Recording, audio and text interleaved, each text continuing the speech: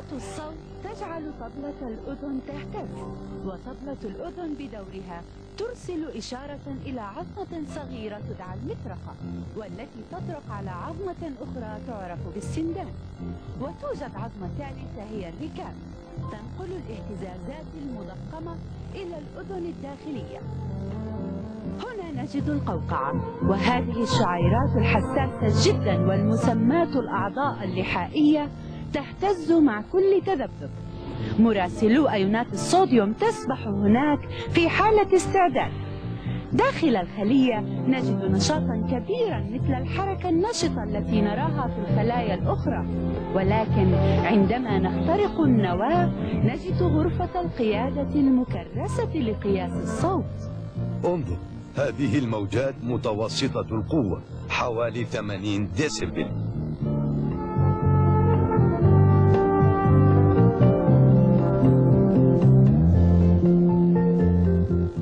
لنسجلها.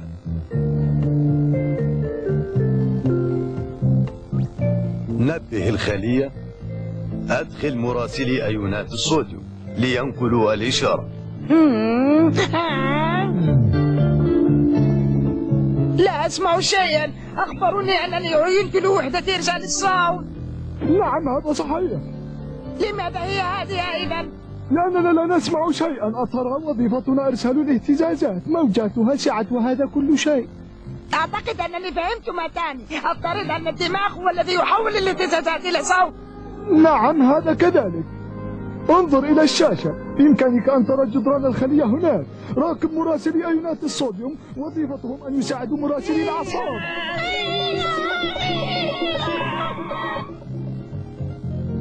حسنا، إلى أين الآن؟ ظننت أنك تعرف. ما هذه الفوضى؟ من المسؤول؟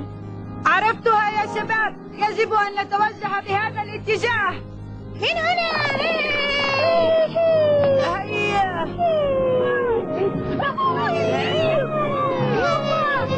هيا، ادفع بقوة. بعض أيونات الصوديوم هنا لا تستطيع أن تجر نفسها. لست واحدا منهم. لماذا لا توفر جهدك للدفع؟ انظروا يا شباب، تقريبا وصلنا. انزلوا الأصوات عند العصب السمعي.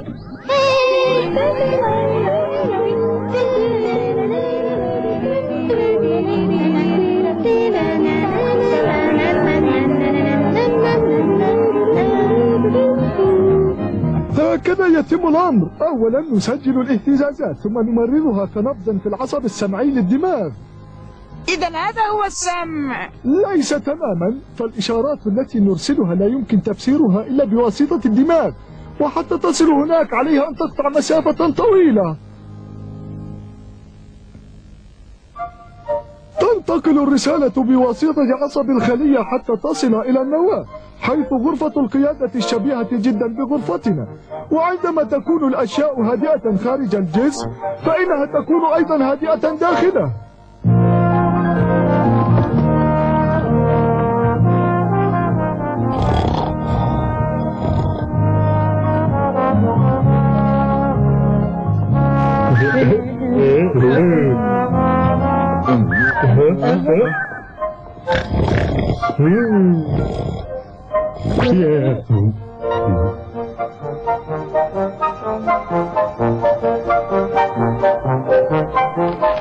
موجة صغيرة 65 ديسيبل فقط. سريع، وظيفتك إرسال الرسائل وليس قراءتها. والآن إلى العصب السمعي الثامن.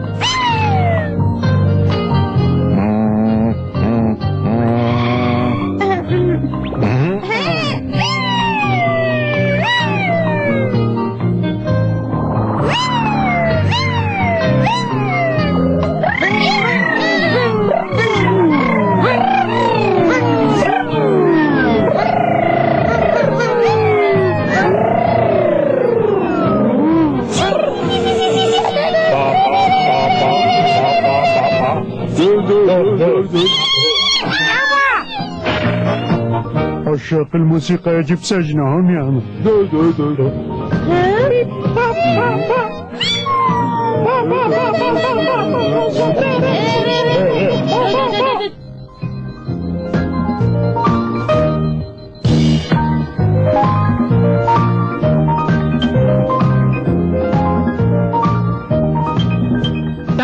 رسالة أخرى قادمة.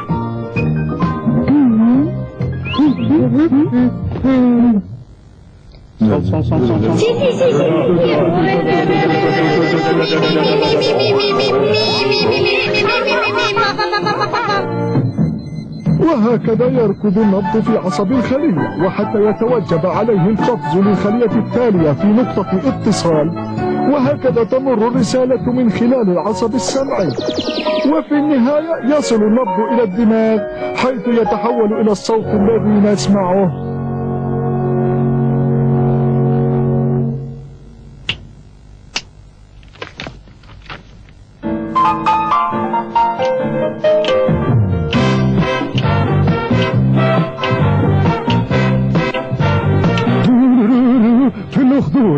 في منطقة الأخدود. رائع أليس كذلك؟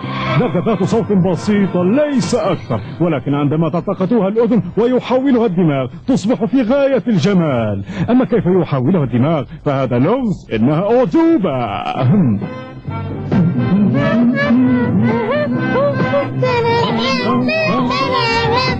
خذ هذين.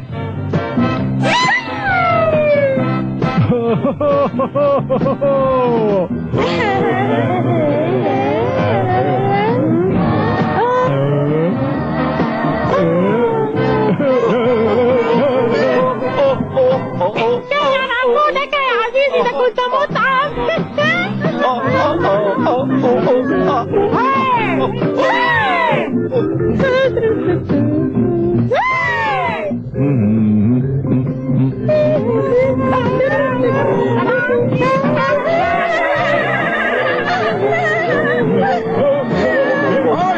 يقولون أن الموسيقى تهدي المشاعر لكنها منشطة.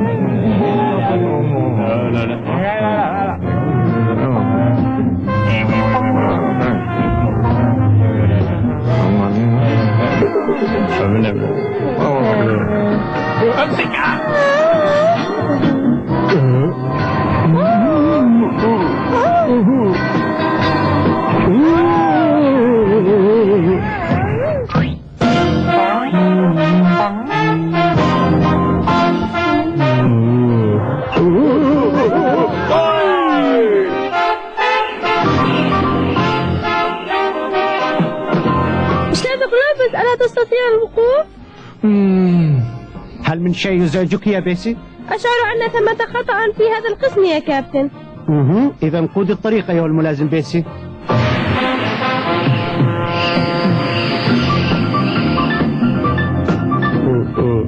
أستاذ كلوبيس، ما سبب ذاك الزلزال؟ نحن في طبلة الأذن كما ترون. هذه العظمات الثلاث، المطرقة والسندان والركاب، أصغر العظمات في الجسم، لكنها تضخم الذبذبات 20 مرة.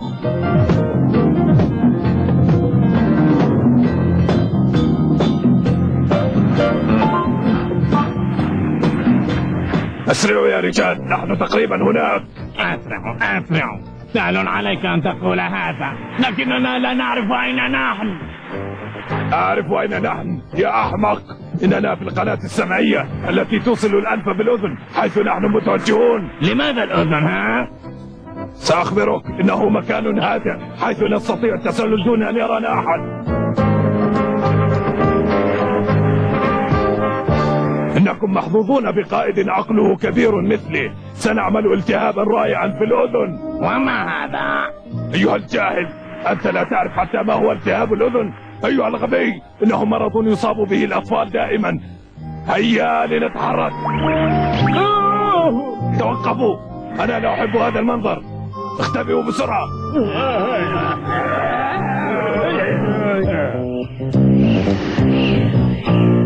انظر هناك يا كابتن، هل تراهم؟ نعم أيها الملازم، لنقترب أكثر. نداء إلى جميع فرق المضادات، توجهوا إلى القناة السمعية اليمنى لصد غزو من الجراثيم العنقودية. أكرر، توجهوا إلى القناة السمعية. لماذا تأتي أنت بالذات؟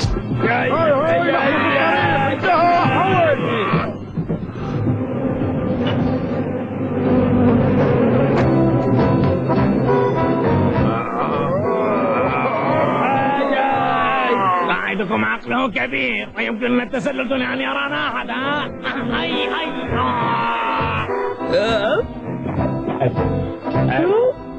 المهمة انتهت يا كابتن، ليس لهذه الجراثيم العنقودية فرصة للوقوف أمامنا. نعم يا مترو، يبدو أننا لم نعطهم أي فرصة. غريب، كنت أشعر بألم في أذني، أما الآن فإنه ذهب.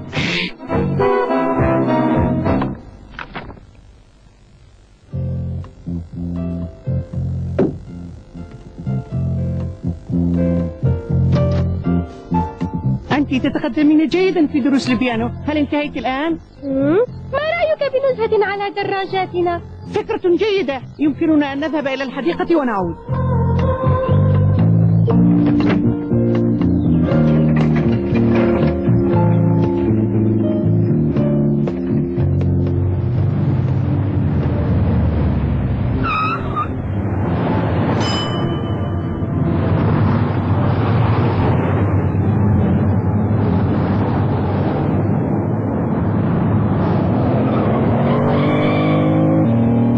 ستروبي، فلا يوجد رقباء سير.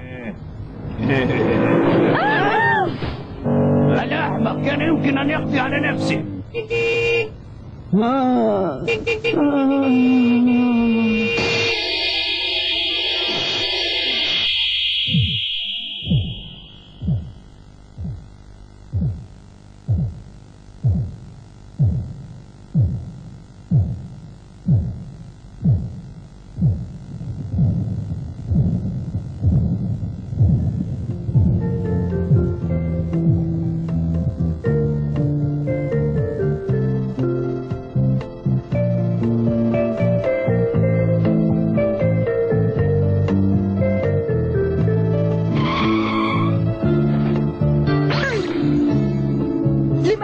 إشارة الخطر.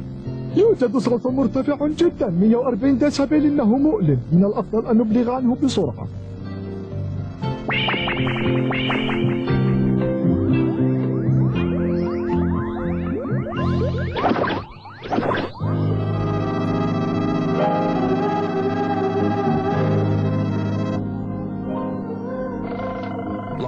لا تستطيع استعمال القنوات العادية لصوت من 140 ديسيبل خاص كهذا، ما نحتاجه رسول خاص بالألم.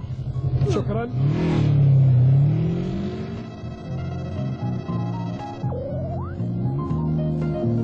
والآن أيها الرئيس، إشارات ألم كثيرة، إنه غير طبيعي.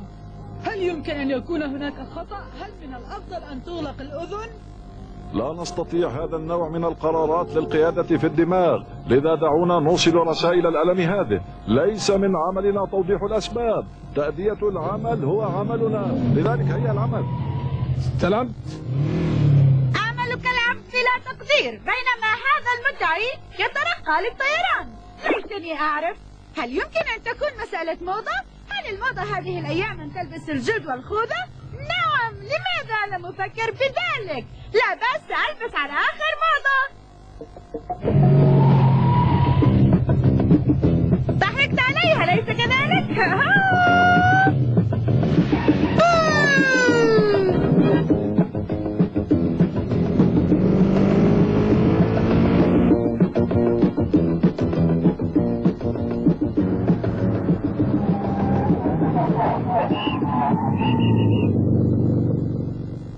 أيها السيد، يسعدنا أن نشهد ضد هؤلاء الأطفال المتهورين إذا قررت أن تحاكمهم.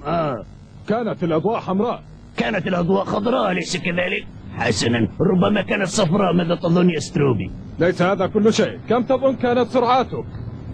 لكننا لم نكن مسرعين، كنا نسير 30 أو 40 تحت أقصى. والبوق اعتيادي، أليس كذلك؟ مع أن صوته ما زال يرن في أذني. تجاوز السرعة عدم الوقوف عند الإشارة الحمراء واستعمال البوق. والآن ماذا عن رخصتك؟ إذا أنت في ورطة.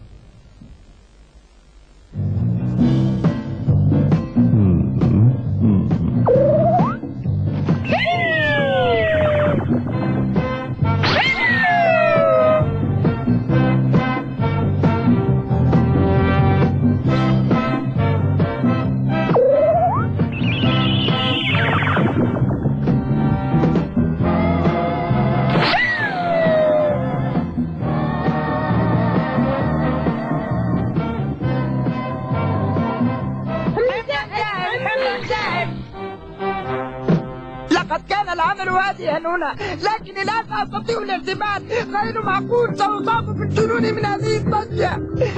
لا أستطيع الاعتماد أكثر، الضجة تدمرني. ليس قبل إرسال هذه الإشارات. كل هذا؟ والآن ماذا يجري هنا؟ أخبرونا. الأفضل أن تكون بطريقي. إني لا أقصد المشاكل، ولكني لا أفهم ماذا يجري يا سيدي. أيها الشاب، الأصوات مجرد ذبذبات، وعندما تكون الذبذبات قوية جدا فإنها تؤلم، والألم هو إشارة خطر لتحذيرنا. إشارات؟ نعم، إنها تعود لأيام إنسان الكهف. بالطبع في تلك الأيام كان سمعنا أكثر قوة.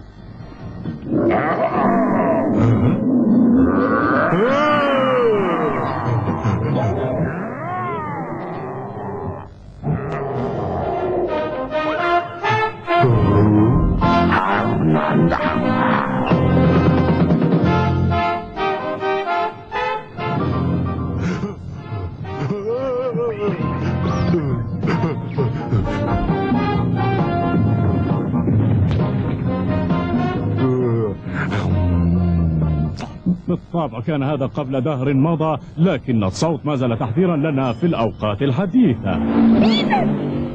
أفهم كيف يكون الصوت تحذيرا، لكن من أين يأتي الألم؟ الألم يخبرك أن سمعك في خطر. باين باين باين.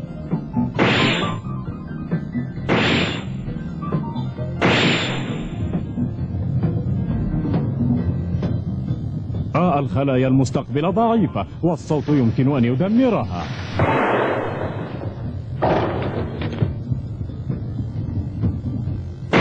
باين باين باين. هذه الأيام نعرف كيف نحمي أنفسنا من الأصوات المؤذية، لكن البعض لا يعرف حجم الأذى الممكن.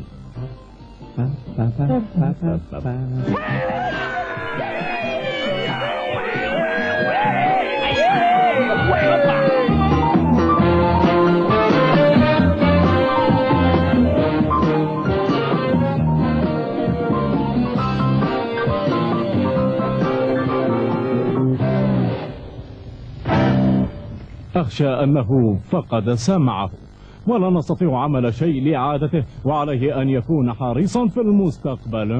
ماذا عليه أن يفعل؟ صوت منخفض لفترات أقصر، هذه نصيحتي. الضجة الكثيرة تسبب الضغط، تدمر الخلايا الحسية في الأذن، أما العطل فلا يمكن إصلاحه. رسالة إلى النظام العصبي، سارعوا نبضات القلب حالا. رسالة إلى نظام الأعصاب الليمفاوي، ضيق الأوعية الشعرية. رسالة إلى الغدد الصماء، زيدوا إفراز الأدرينالين بسرعة. تفضل. سأتحدث إليك ثانية. هل فهمتم كيف يؤثر الصوت العالي عليكم؟ إذا حافظوا على آذانكم جيدا.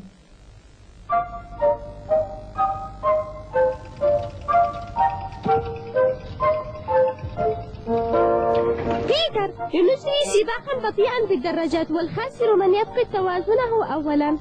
لنحاول. أنزلت قدمك، عليك واحد.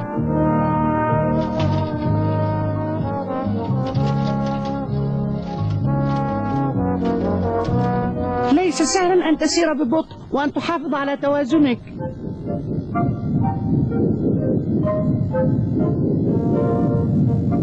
كيف لنا أن نحافظ على توازننا؟ حسن، إننا نستعمل آذاننا، أو على الأقل جزءا خاصا منها يدعى الجهاز الدهليزي.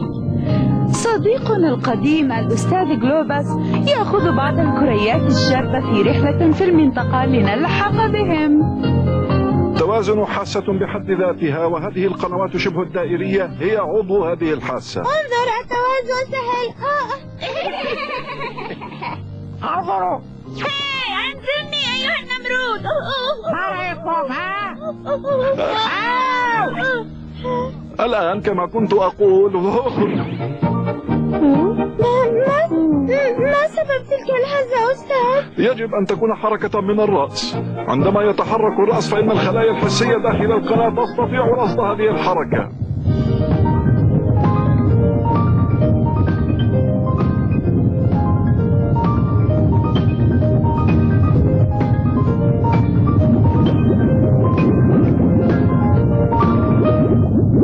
لقد تم تسجيل حركة.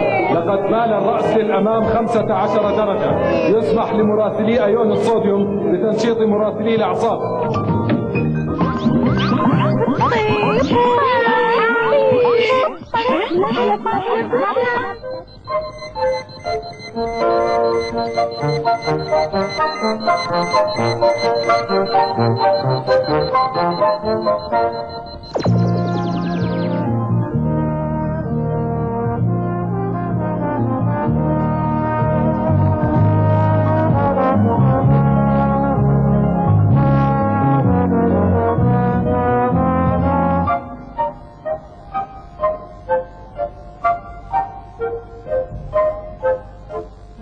يجب أن أخبر أن حقل الرؤية قد انخفض يا سيدي. لدي رسالة من عضلات الرقبة، الرأس يرتفع قليلا. بناء على هذه الرسالة الضغط يزداد على مفصل الركبة اليسرى.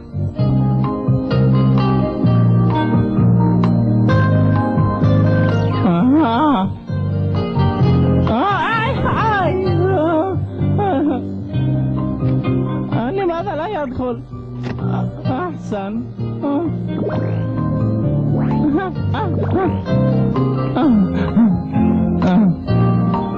شكرا.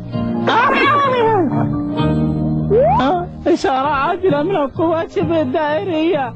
مال الرأس 15 درجة للأمام. أعتقد أن عليه أن يدير المقود. عليه أن يدفع الدواسة. برأيي عليه أن يتحرك للأمام. لا أوافق على هذا الرأي يا رئيس. كفى ثرثرة. وظيفتنا أن نرسل هذه الإشارات للأعلى، وإذا تكاسلنا بعملنا فسيسقط من على الدراجة. الآن تحركوا. الأذن هي عضو السمع، وهذا ليس كل شيء. فمع الجهاز الدهليزي وقنواته شبه الدائرية فإن الأذن أيضا هي عضو التوازن، وبدونها لن نستطيع الوقوف أو ركوب الدراجة.